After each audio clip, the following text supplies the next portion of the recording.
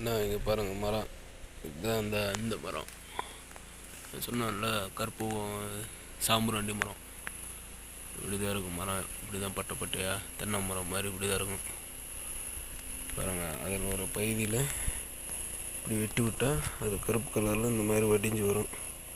அதை காய நம்ம இது காய வச்சு நல்லா பவுட்ரு வைக்கிட்டோம்னா பாருங்கள் அந்த சாம்பரை நெருப்புக்குள்ளே போடுறது மாதிரியே இருக்கா எல்லாமே. அந்த மரம் இதெல்லாம் ஏலக்காய் செடிங்க பக்கத்துலேயே.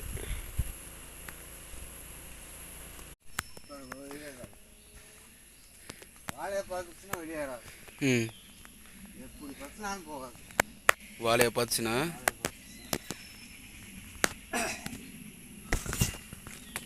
ஒரு வாரத்துக்கு கேம்ப் போட்டுருவோம்.